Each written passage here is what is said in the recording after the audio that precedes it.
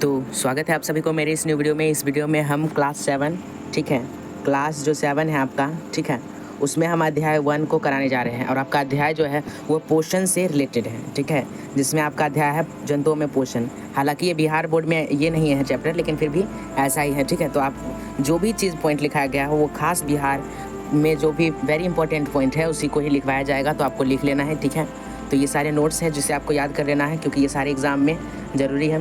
सबसे पहले हमें जानना होगा कि पोषक किसे कहते हैं। देखिए, भोजन का प्रमुख कार्य स्वस्थ शरीर के विकास हेतु आवश्यक पोषक तत्व प्रदान करना है, जो शरीर के विकास एवं विभिन्न क्रियाओं द्वारा संचालन हेतु आवश्यक है, ठीक है। इसे कहते हैं पोषक, ठीक है ना। अब देखिए, ये जो भोजन होता है उसमें कई रासायनिक पदार्थों के सम्मिश्रण से बना होता है। भोजन जो होता है कई पदार्थों के सम्मिश्रण से बना होता है। जैसे कि अब देखिए, आपका जो पहला है वसा, ठीक है, प्रोटीन, विटामिन, कार्बोहाइड्रेट, खनिज लवण।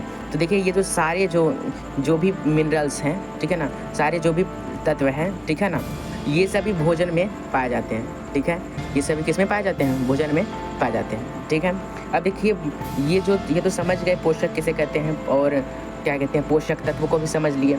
अब पोषण किसे कहते हैं, ठीक है ना। तो देखिए, सजीवों द्वारा भोजन ग्रहण करने एवं इसके उपयोग की विधि को पोषण कहते हैं, ठीक है ना। अब जो भी सजीव है जिसमें प्राण पाए जाते हैं वह भोजन ग्रहण करते हैं और इसका उपयोग करते हैं जिस विधि से, ठीक है, जैसे खाते हैं भोजन में, ठीक है, भोजन ग्रहण करके, ठीक है ना।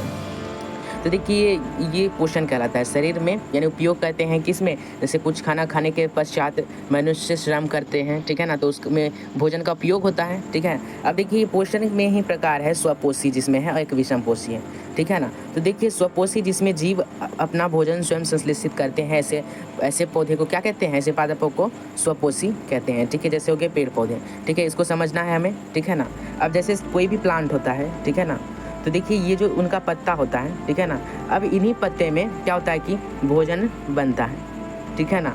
अब देखिए, ये जो भोजन है, ये जो पत्ता है, ठीक है ना, ये ना ही जंतु पर डिपेंड है और ना ही किसी जीव पर, ठीक है ना, यानी जीव जंतु पर नहीं डिपेंड है, ठीक है ना। ये ना ही किसी जीव जंतु पर डिपेंड है, ठीक है ना। यानी कि ये जो पत्ता होता है, ये जो है अपना भोजन स्वयं बनाता है, ठीक है, ये अपना भोजन स्वयं बनाता है, ठीक है ना। इसलिए ऐसे जीव को क्या कहते हैं?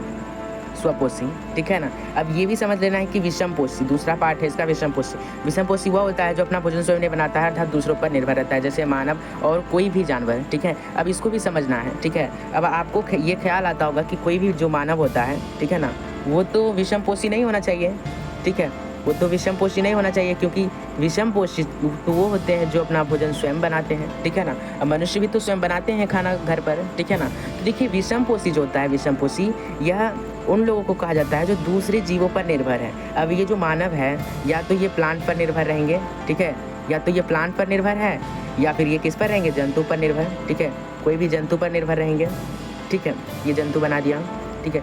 या तो कोई पौधे पर निर्भर रहेंगे, या तो कोई जंतु पर निर्भर रहेंगे, ठीक है। तो ये क्या है कि ये जो मानव है यह दो चीज़ों पर डिपेंड है ना, ये दो चीज़ों पर डिपेंड है, जिसके कारण मानव क्या है? एक विषमपोषी, ठीक है, मानव क्या है? एक विषमपोषी। इसको समझ गए आप कि क्या है विषमपोषी, ठीक है। अब चलते हैं आगे ऊपर, ठीक है। आपको हर चीज़ समझ के जाना है, ठीक है। जिसमें भी कोई दिक्कत है तो आप पीछे देख सकते हैं, पीछे आपको फिर से अगर कोई भी प्रॉब्लम हो तो आप फिर से वीडियो को चलाइए। अब देखिए, विषमपोषी के दो प्रकार होते हैं। ये तो समझ गए थे, विषमपोषी जो किसी अन्य जीव पर निर्भर रहते हैं। सबसे पहला जो है यह मृत जीवी, ठीक है ना, और एक है परजीवी। सबसे पहले मृत जीव को समझना है कि जीव किसी मृत या विघटित पदार्थों से पोषक तत्व प्राप्त करते हैं। मृत जीवी पोषक तत्व पोषण कहलाती है, ठीक है। अब जैसे मशरूम हो गया, कवक हो गया, फंजाई हो गया, ये सभी क्या करते हैं? ये सारी चीज़ें कि ये सभी जो है मृत जीव पर अपना भोजन प्राप्त करते हैं। जैसे मशरूम को देखे होंगे, कोई भी पेड़ पौधे जो भी क्या कहते हैं लकड़ी पड़ा हुआ रहता है जो सड़ने उड़ने लगता है, तब उस पर क्या होता है कि मशरूम उगने लगता है, ठीक है। तो यह क्या है? मृत जीवी, ठीक है। दूसरा जो है हमारा परजीवी, ठीक है। जीव अपना भोजन अन्य जीवों यानी परपोषी के बनाए भोजन पर निर्भर करते हैं और ये परजीवी भोजन कहलाते हैं। जैसे अमरबेल, ठीक है ना, ये अमरबेल जो है यह दूसरे जीवों से, ठीक है ना, यानी ये जो अपना भोजन जो है अन्य जीवों के बनाए भोजन पर निर्भर रहते हैं। अब जैसे कोई भी पौधा है, ठीक है ना, अब अमरबेल के बारे में समझते हैं, ठीक है। अब जैसे समझ लीजिए कोई पेड़ है, ठीक है। अब ये कोई पेड़ है, तो ये जो अपना भोजन जो है ये तो स्वयं बना रहा है, ठीक है ना, ये भोजन क्या कर रहा है? स्वयं बना रहा है। लेकिन अमरबेल जो होता है वह एक लत्ती के समान होता है, ये पूरे पेड़ पर लटक जाता है, ठीक है ना। और ये जो अमर बैल है, ठीक है, ये क्या करेगा कि यह पेड़ का जो है क्या कहते हैं भोजन, पेड़ का भोजन को ग्रहण कर लेगा, ठीक है ना। इसलिए इसे क्या कहते हैं, परजीवी, ठीक है। इसको समझ लिए आप अमर बैल को, ठीक है। यहाँ पर थे आप अमर बैल, परजीवी, ठीक है। अब देखिए कीट भक्षी को भी समझते हैं, कीट भक्षी को। ऐसे भी पादप है जो कीटों को पकड़ते हैं तथा उन्हें पचा जाते हैं, ऐसे पादप को कीट भक्षी पादप कहते हैं, ठीक है ना। अब देखिए जीवन में आप देखे होंगे या नहीं देखे होंगे, परंतु जीवन में या पूरी सृष्टि में ऐसे भी पौधे हैं जो कि किसी भी छोटे मोटे जीव कीट या कीट पक्षी को पकड़कर उन्हें क्या करते हैं, इकट्ठा करके उन्हें पचा देते हैं, ठीक है। और ऐसे जीवों को क्या कहते हैं, कीट भक्षी, ठीक है। अब प्रकाश संश्लेषण, अब हम तो ये जान गए कि भोजन भी जो ये पेड़ पौधे जो है भोजन बनाते हैं, ठीक है। तो प्रकाश संश्लेषण समझना आपको बहुत ही जरूरी है, ठीक है ना। तो हरे पेड़ पौधे जो है अपना भोजन सूर्य और प्रकाश और क्लोरोफिल की उपस्थिति में भोजन जो है स्वयं बनाते हैं, और इसी प्रक्रिया को प्रकाश संश्लेषण कहते हैं, ठीक है। अब देखिए प्रकाश संश्लेषण द्वारा होने वाली अभिक्रिया का समीकरण दिया गया है, ठीक है। पहले कार्बन डाइऑक्साइड आपको यानी कि पेड़ को कार्बन डाइऑक्साइड मिलना चाहिए, ठीक है। उसके बाद जल मिलना चाहिए, और जल जब मिले तो सूर्य का प्रकाश और क्लोरोफिल ये तो जरूरी होना चाहिए, और तब ये सारे सामान, ये जो सारे तत्व है, ये सारे यौगिक तत्व जो है ये मिलकर हमें क्या देते हैं, कार्बोहाइड्रेट और ऑक्सीजन, ठीक है। ये दो चीज़ देते हैं, ठीक है। और देखिए सभी जीव के लिए सूर्य जो है ऊर्जा का चरम स्रोत है। अब जो भी जीव है वह क्या करते हैं कि अपना जो ऊर्जा है वह सिर्फ सूर्य से ही लेते हैं, यानी कि जो भी जीव है अधिकतर ऊर्जा जो लेते हैं वो सूर्य से लेते हैं। सूर्य जो है इसलिए कहा जाता है कि चरम स्रोत है सभी जीवों का। खाद्य फैक्ट्री को समझ लीजिए, केवल पादप ऐसे जीव है जो जल, कार्बोहाइड्रेट एवं खनिज लवण की सहायता से अपना भोजन स्वयं ही बना सकते हैं, ठीक है। और इसी तरह ये क्या करते हैं, खाद्य फैक्ट्री का निर्माण करते हैं पेड़ पौधे, ठीक है। अब देखिए पादपों में खाद्य पदार्थों का संश्लेषण उनकी पत्तियों में होता है, ये ध्यान रखिएगा, ठीक है ना।